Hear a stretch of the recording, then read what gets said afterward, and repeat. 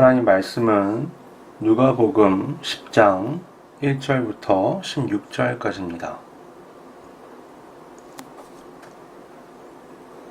누가복음 10장 1절부터 16절까지입니다.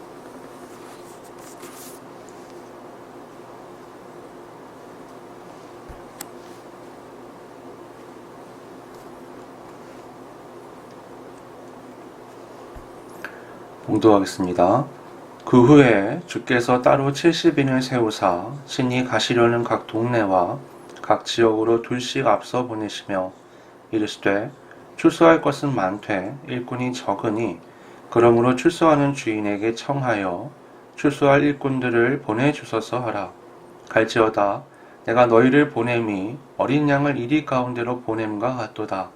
전대나 배낭이나 신발에 가지지 말며 길에서 아무에게도 문안하지 말며 어느 집에 들어가든지 먼저 말하되 이 집이 평안할지어다 하라. 만일 평안을 받을 사람이 거기 있으면 너희의 평안이 그에게 머물 것이요 그렇지 않으면 너희에게로 돌아오리라. 그 집에 유하며 주는 것을 먹고 마시라. 일꾼이 그 삭슬 받는 것이 마땅하니라. 이 집에서 저 집으로 옮기지 말라. 어느 동네에 들어가든지 너희를 영접하거든 너희 앞에 차려놓는 것을 먹고 거기 있는 병자들을 고치고 또 말하기를 하나님의 나라가 너희에게 가까이 왔다 하라. 어느 동네에 들어가든지 너희를 영접하지 아니하거든 그 거리로 나와서 말하되 너희 동네에서 우리 발에 묻은 먼지도 너희에게 떨어버리노라. 그러나 하나님의 나라가 가까이 온 줄을 알라 하라. 내가 너희에게 말하노니 그날의 소돔이 그 동네보다 견디기 쉬우리라. 화 있을진저 고라시나 화 있을진저 베스다야. 너희에게 행한 모든 권능을 두로와 시돈에서 행하였더라면 그들이 벌써 베옷을 입고 제에 앉아 회개하였으리라. 심판대에 두로와 시돈이 너희보다 견디기 쉬우리라. 가버나움아 내가 하늘에까지 높아지겠느냐 음부에까지 낮아지리라. 너희 말을 듣는 자는 곧 내 말을 듣는 것이요 너희를 저버리는 자는 곧 나를 저버리는 것이요 나를 저버리는 자는 나 보내신 이를 저버리는 것이라 하시니라. 아멘. 누가복음 9장에서 예수님은 십자가의 대속을 위해 예루살렘을 향하여 출발하셨죠. 출발할 때 보니까 제자들이 다투고 있었잖아요. 마음이 높아져서 서로 누가 더 높아지는 것이냐, 누가 더 높은 거냐, 그것을 들고 다투고 있으니까 예수님이 이 여행의 목적은 높아지는 게 아니라 낮아지는 것이다 라고 말씀을 하십니다. 그리고 예수님을 따르는 것을 두고 여러 사람들이 고민하는 장면이 나오죠. 그 사람들에게는 이 여행이 얼마나 긴박한 것인지 강조해서 말씀을 하십니다. 한마디로 예수님의 이 여행은 세상 가장 낮은 곳을 향한 아주 긴급한 출발이다 라고 말할 수 있습니다. 근데 세상 가장 낮은 곳을 향하여 가는 여행을 누가 좋아할까요? 내 개인 사정이 전혀 고려되지 않는 출발을 누가 반길까요? 그 높아지려는 욕망과 개인 사정을 넘어서는 의미를 갖는 여행이 되려면 내 개인적인 그런 바람과는 다른 하지만 더 중요한 이유가 있어야지만 합니다. 그것은 바로 하나님 나라죠. 예수님은 어린아이를 세우시고는 내가 보냈다면 이 어린아이를 영접하는 것이 나를 영접하는 것이다 그렇게 말씀을 하시죠. 그리고 나를 영접하는 것은 나를 보내신 하나님을 영접하는 것이다 이렇게 말씀을 하십니다. 예수님의 이 논리를 따르면 하나님의 영광은 예수님을 통해 어린아이에게 머무는 거죠. 아주 작은 어린아이지만 또 아주 낮은 자지만 그에게 하나님의 나라가 함께하고 있는 겁니다. 그렇기 때문에 예수님이 가시는 이 가장 낮은 자리를 향한 여행은 의미가 생기는 거죠. 이 여행이 하나님 나라를 향한 여행이기 때문에 이 긴급한 출발 요청은 모든 개인사를 뒤로 만들기에 충분합니다. 이 시대에 가장 중요한 건 가족이었어요. 대가족으로 보통 모여서 살았거든요. 이렇게 모여 사는 시대의 개인의 정체성이라는 건 가정 안에 있었습니다. 성경에 누구누구 아들이란 표현이 자주 등장하는 이유가 이 때문이에요. 어느 집안 사람이냐 하는 것이 그 사람을 나타내는 아주 중요한 표지였습니다. 그러나 예수님은 이 여행을 함께하는 이들에게 우리의 정체성이 세상이 아닌 하나님 나라에 있다고 말씀하십니다.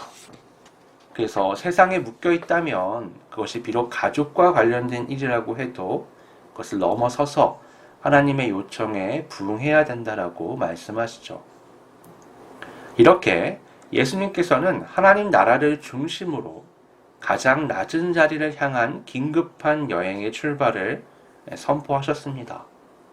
이 메시지를 듣는 사람들은 바로 선택을 해야 돼요. 내 삶의 정체성을 하나님 나라에 두고 이 요청에 응할 것인지 아니면 거절할 것인지 말입니다. 이렇게 예수님의 예루살렘을 향한 십자가를 향한 하나님 나라를 향한 여행의 시작은 사람들을 솎아내는 거였어요. 같이 갈 사람, 같이 가지 않을 사람. 분명히 하라라고 말씀하시는 거죠. 이제 이 여행은 하나님 나라라는 분명한 목적 의식을 가진 사람들로 꾸려져서 나아가게 되었습니다. 오늘 본문은 이렇게 꾸려진 사람들 중에 70명의 사람을 따로 세우셔서 각 동네와 지역으로 둘씩 짝지어 앞서 보내셨다라고 말씀합니다. 이 70명의 사람들에 대한 기록은요, 사복음서 중에 누가복음에만 등장을 합니다. 이것은 출애굽기에 모세가 세운 70명의 장로를 떠올리게 하는 말씀이에요. 예수님은 모세가 예언한 나와 같은 선지자, 곧 메시아이십니다. 모세가 70명의 사람을 세워서 이스라엘을 이끌고 광야를 지나 약속의 땅에 도착했던 것처럼 예수님은 이 70명의 사람을 세우시고 이제 인류를 위한 구원의 길을 걸어가실 겁니다. 이들을 보내시며 하신 말씀에서도 이 여행의 긴박함을 느낄 수가 있습니다. 출소할 것은 많은데 일꾼이 적다. 이거는 굉장히 힘든 상황이죠. 출소는 때가 굉장히 중요합니다. 그 때를 지나면 출소가 안 돼요. 사람이 적다고 해서 곡식들이 더 기다려주는 게 아닙니다. 주인에게 일꾼을 요청하고 일단 여기 있는 사람들이 가서 어떻게든 출소를 해야만 하는 거죠. 또 어린 양을 이리들에게 보내는 목자는 없습니다. 어린 양이 이리한테 어떻게 언제 먹힐지 모르는 불안을 가지고 그것을 감수하고 양을 보낸다. 이건 아주 긴박한 상황이 아니면 하지 않을 행동이죠. 또 전대나 배낭이나 신발을 가지지 말라는 말씀은 그런 거 다 꾸리고 챙겨서 고려하면서 떠날 만큼 여지가 있는 그런 시간적 여유가 있는 여행이 아니라는 겁니다. 길에서 아무에게도 문안하지 말라고 말씀하시죠. 이 길 위에서는 목적지를 향한 최단의 노력으로 시간으로 거리로 도착해야만 하는 겁니다. 목적지를 향한 이동 외에는 어떤 것에도 시간을 빼앗기지 말라는 게 예수님의 말씀이죠.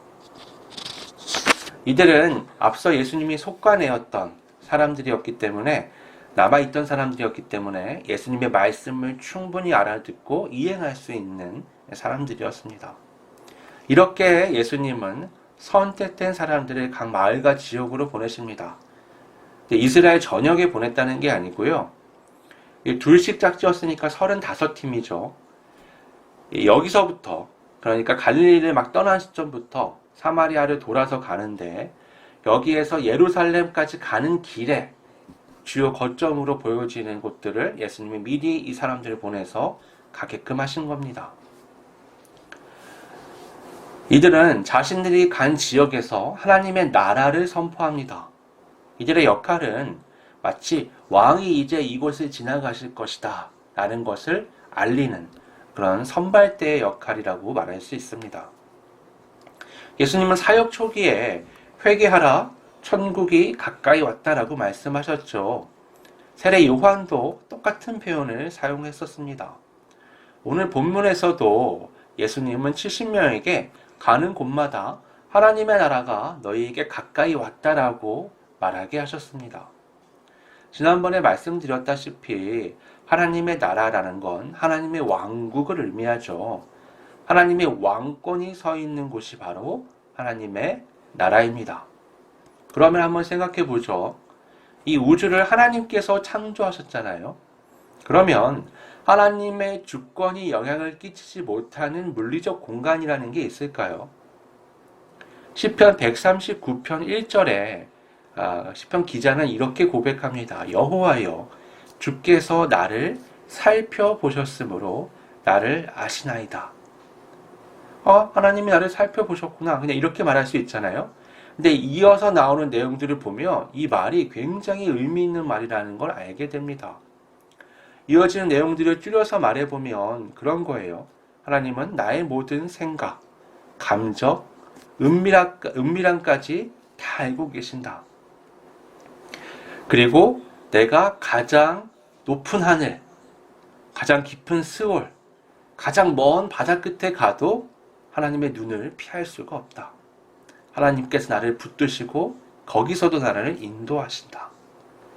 그러니까 이 기자의 고백은 어떤 거냐? 하나님의 주권이라는 것은 내 내면에 아무도 모르고 아무도 미칠 수 없는 그 가장 깊은 곳에도 하나님은 보고 계시고 알고 계시고 또 이 우주적 공간 안에서 그 당시에 그 기자가 바라볼 수 있는 가장 높은 곳, 가장 깊은 곳, 가장 먼 곳까지도 하나님께서 다 계시며 나와 함께 하실 수 있다라는 굉장한 고백인 거죠. 그런데 하나님의 나라가 가까이 왔다라는 건 이 물리적 세계 안에서 하나님의 나라가 아닌 공간들이 분명히 있다라는 말씀이 되는 겁니다.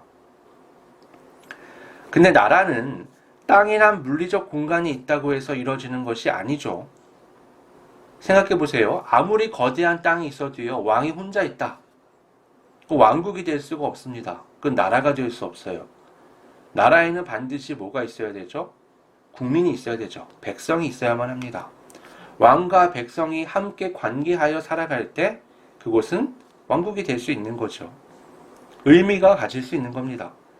만약 왕이 있어도 백성들이 새로운 왕을 세웠다. 그러면 그 이전 왕의 왕국이라는 건 사라져 버리는 거죠. 우리나라도 비슷한 경험을 했죠.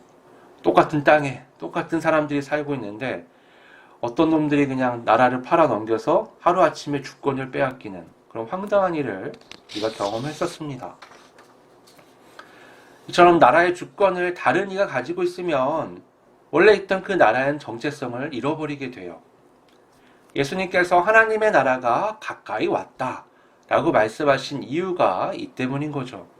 이 세계는 본래 하나님의 나라고 하나님의 영역인데 하나님의 나라를 잃었던, 하나님의 주권을 잃었던 부분들이 있었던 겁니다. 거기에 다시 하나님의 왕권이 회복된다라는 걸 말하는 거예요. 여러분, 아담의 범죄는요, 그냥 아주 단순한 불순종의 사건이 아니었습니다. 이 불순종은 하나님의 자리에 오르겠다는 욕심이 자리하고 있습니다. 이 욕심은 하나님의 말씀에 대한 불신에서 시작이 되었죠. 정령주골이라는 금지된 열매에 대한 경고를 의심하면서 오히려 그 열매를 먹으면 하나님처럼 될 수 있다라고 생각을 했습니다. 이 생각은 뱀의 간사한 말 때문에 생겨난 거죠. 그리고 뱀의 이 말은 하와의 말, 곧 동산 중앙에 있는 나무의 열매는 하나님의 말씀에 너희는 먹지도 말고 만지지도 말라 너희가 죽을까 하노라. 그 말이 빌미가 되어서 뱀에게서 나온 말입니다. 정령 죽으리라고 하나님이 말씀하셨는데 이걸 바꿔놓은 거죠. 하와가 죽을까 하노라로 이거를 왜곡시킨 겁니다. 하나님의 주권을 무시하는 사건이죠. 하나님의 말씀을 무시한다는 건 하나님의 주권을 무시하는 결과로 이어지는 겁니다. 선악과 사건은 하나님의 왕권을 거부하고 스스로 왕이 되는 쿠데타 사건이었던 거죠. 결국 이 사건 때문에 사람은 하나님의 왕국과 단절된 삶을 살게 됩니다. 그런데 그렇다고 해서 자신의 왕국을 세운 거냐? 그것도 아니었어요. 뱀, 곧 사탄의 거짓말에 따른 결과는 사탄의 왕국에서 죄와 사망의 권세에 노예로 짓눌려 사는 삶으로 이어지게 됩니다. 그래서요, 이 세계는 고통이 가득합니다. 슬픔이 가득합니다. 고난이 가득합니다. 우리가 잠깐씩 느끼는 행복, 즐거움, 기쁨은 이상하게도 금방 신기루처럼 사라져 버립니다. 상대적으로요, 아무리 명예, 권력, 부를 누렸다고 해도 그 사람 역시 죽음 앞에서 모든 것이 절망으로 바뀌어 버립니다. 여러분, 세계 최고의 부자라고 생각해 보세요. 근데 지금 죽어야 돼요. 이게 뭔 의미가 있어요? 그 사람에게 야, 하루 더 살게 해줄 테니 전 재산을 달라 그러면 기꺼이 줄걸요. 죽은 다음에 그 재산은 아무 의미가 없는 거예요. 우리가 아무렇지 않게 보내는 이 하루는 사실 세상 무엇과도 바꿀 수 없는 가치를 가지는 겁니다. 예수님은 이 70명을 보내면서 각 마을에서 병자들을 고치라고 말씀하세요. 그렇게 낫게 된 자들에게 하나님의 나라가 너희에게 가까이 왔다고 말하게 하셨습니다. 이 사람들은 다 불치병을 앓는 사람들이었어요. 그들은 이스라엘 나라에서 철저하게 소외됐던 사람들입니다. 그들은 하나님의 심판 때문에 자신들이 불치병에 걸렸다고 생각했어요. 사람들도 그렇게 여겼고요. 그런데 그런 사람들이 예수 그리스도의 이름으로 병이 나은 겁니다.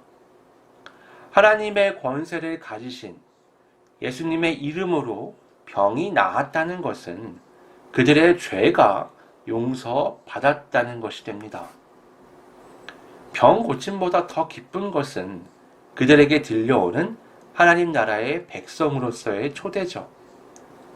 병이 있다는 것 자체가 낙인이 돼서 나는 하나님 나라에 들어가지 못한다고 생각을 했는데 병 고침이 회복되며 하나님 나라가 너에게 가까이 왔다라고 말씀하는 메시지를 듣게 된 겁니다.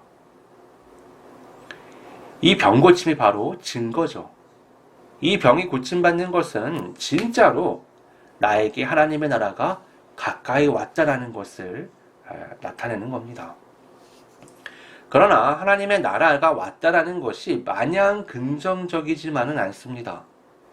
여러분, 나라가 뒤집어지면 행복해지는 사람도 있지만 동시에 불행해지는 사람도 반드시 나옵니다. 현실에서는 이것이 극명하게 나타나지는 않아요. 잘 생각해보면 일제 식민지 시절에 친일파였던 사람들이 부를 축적하고 그 후손들이 또 잘 먹고 잘 사는, 반대로 독립운동가들은 정말 힘들었잖아요. 그 사람들의 후손들이 여전히 못 사는 그런 일도 우리가 보게 되는데, 그러나 하나님의 나라는 다릅니다. 하나님은 사람의 모든 것, 그의 외적인 것과 내적인 것 무엇 하나 빠짐없이 다 알고 계시죠. 그렇기에 세상이 뒤집어져서 하나님의 나라가 이루어지면 아주 극적으로 사람들의 상황이 뒤집어지게 됩니다. 70명의 제자들은 그것을 받아들이고 70명의 제자들을 받아들이고 그 메시지를 받아들인 자들은 그 복을 받게 될 것입니다. 반대로 이 제자들을 영접하지 않고 거부하고 메시지를 듣지 않는 자들에게는 화가 있을 것입니다. 예수님은 그들에 대해 발의 먼지를 떨어버리고 하나님의 나라가 가까이 온 줄을 알라고 말하게 하셨습니다. 똑같은 하나님의 나라가 왔다는데 한쪽에서는 놀라운 회복과 그리고 하나님 백성으로의 초대로 그것이 들리게 되고, 또 한쪽은 두렵고 무서운 심판의 메시지로 들리게 되는 거죠. 하나님의 나라를 받아들이는 자들에게는 놀라운 회복이 경험이 기다리고 있습니다. 반대로 거부하는 자들에게는 심판이 기다리고 있죠. 예수님은 멸망의 상징인 소돔을 비교 대상으로 말씀하십니다. 이 소돔보다 더 심한 심판이 너희를 향하여 기다리고 있다라고 말씀하시는 겁니다. 그러면서 고라신, 벳세다, 가버나움을 심판의 대상 지역으로 선언하십니다. 지금 예수님이 이 말씀을 하시는 시점이요, 갈릴리 떠나가지고 사마리아 성을 돌아서 가고 있는 중이잖아요.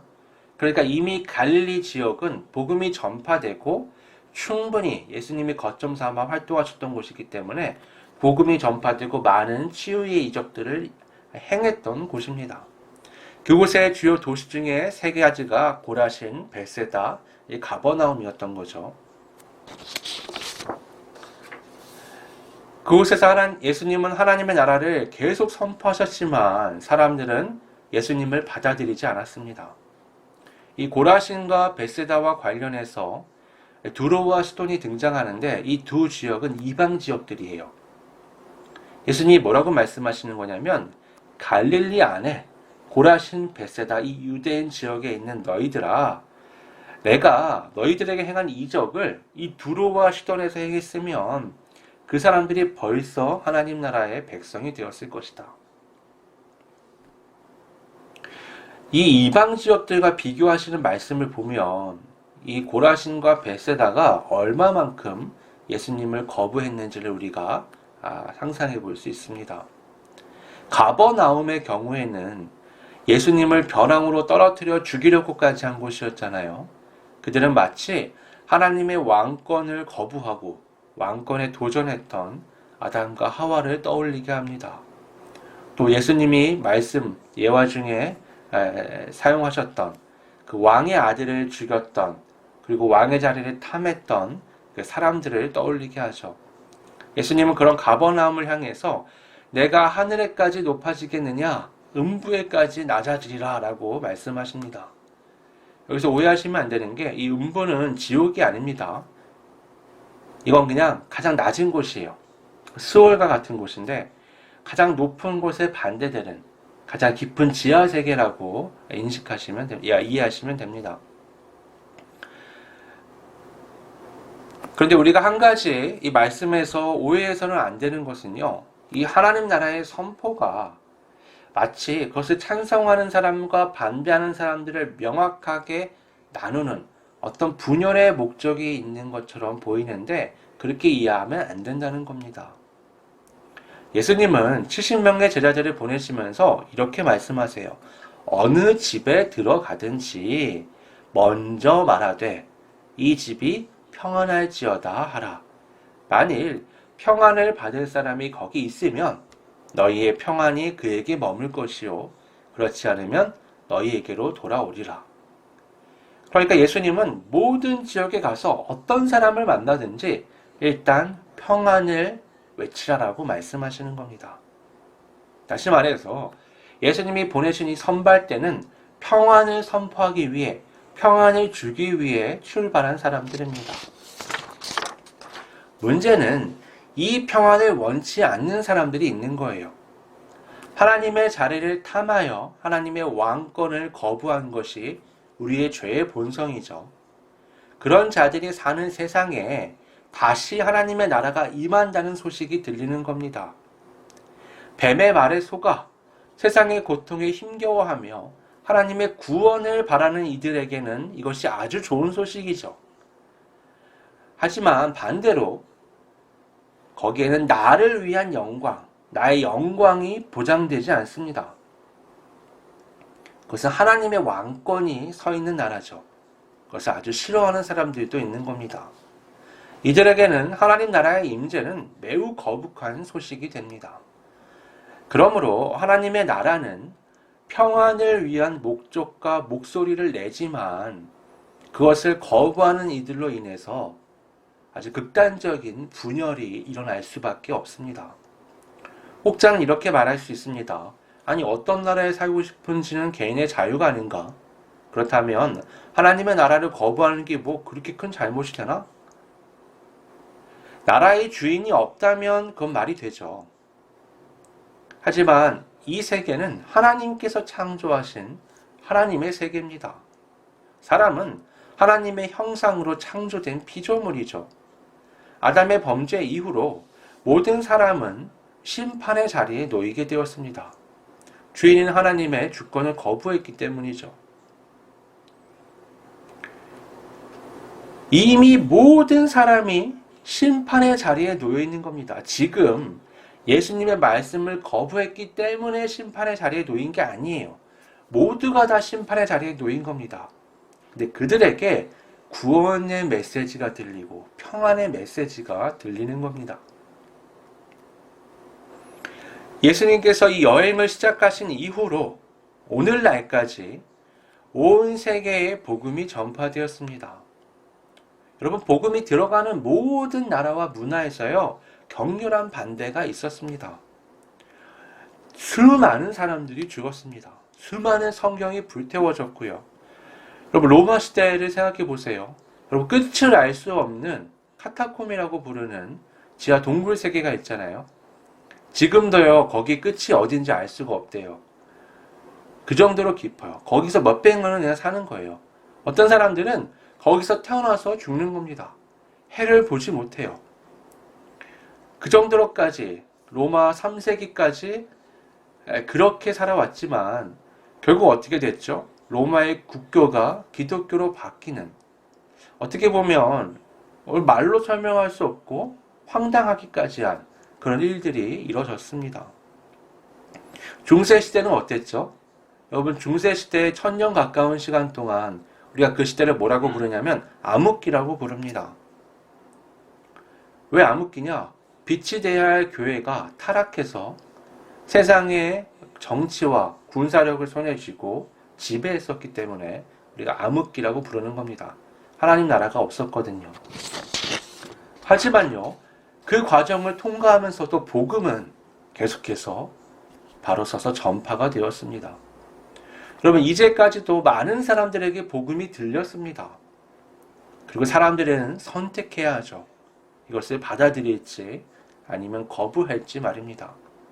분명한 것은 이 메시지는 평안의 메시지이기 때문에 이것을 받아들이는 사람들은 평안을 경험하게 됩니다.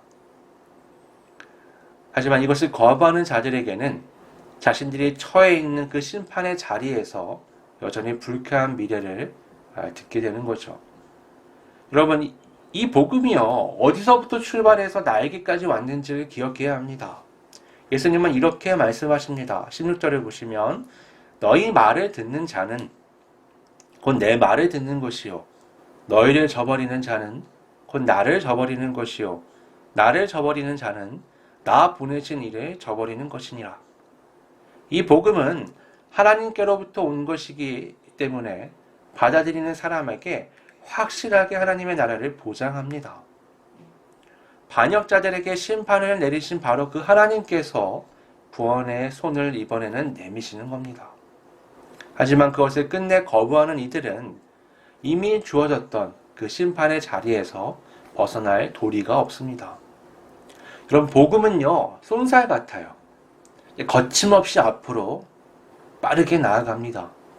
2000년 전부터 시작해서 지금 우리에게까지 그렇게 왔고, 앞으로의 역사 속에서도 복음은 아주 강력한 쏜살처럼 나아갈 겁니다. 그 속도감이 끝까지 유지될 거예요. 언제까지? 관역에 꽂히는 순간까지. 예수님께서 재림하시는 그날까지 이것은 계속됩니다. 그날에 우리는 어떤 평가를 받게 될까요? 그 쏜살이 지나가는 모든 곳에서 사람들은 찬성하거나 거부합니다. 받아들이거나 배척합니다. 그렇게 갈라지기 시작한 모든 것들이 마지막 관역에 꽂히는 재림의 그날에 아주 극명하게 드러날 것입니다. 머뭇거릴 시간이 없어요. 어중간한 태도를 보일 수 없습니다. 하나님의 나라를 향해서, 평안을 향해서 온전히 나아가는 우리 모두가 되기를 바랍니다. 기도하겠습니다. 아버지 하나님, 복음은 평화의 메시지고, 복음은 멈출 수 없는 메시지고, 복음은 재림의 그날까지 아주 분명한 직선을 그리며 나아갈 것이기 때문에 그 시대에 무엇이라 왈가왈부하든 사람들은 좌우로 나눠지게 된다는 것을 우리는 알고 있습니다. 복음이 나에게 닿았을 때 내가 무언가를 선택해야 하는 상황에 놓였다는 것도 말씀을 통해서 알게 되었습니다. 이 복음을 따라 평안을 받아들이며 하나님 나라를 소망하는 삶을 살지, 하나님 나라의 임재를 불편해하며 내 나라를 꿈꾸는 여전한 쿠데타의 삶을 살지, 이미 하나님 나라의 백성으로 살기를 결정한 우리에게는 그렇게 어려운 문제는 아니었습니다. 하지만 여전히 남아있는 어중간한 나의 생각과 태도들을 돌아보며 이 시간 다시 마음을 다졌습니다. 하나님의 백성으로서 이 긴급한 하나님의 메시지 앞에서 분명한 마음을 가지고 뜻을 정하고 방향을 정하여 온전히 나아갈 수 있는 우리 모두가 될 수 있도록 성령님 우리 삶을 인도하여 주시옵소서. 그리고 이 복음을 전하는 사람으로서 우리가 살아가는 모든 삶의 자리에서 하나님 말씀을 거침없이 사람들에게 전하며 사람들을 이 평안의 길로 인도하는 온전한 삶을 살아갈 수 있도록 이끌어 주시옵소서. 거룩하신 예수님의 이름으로 기도드립니다. 아멘.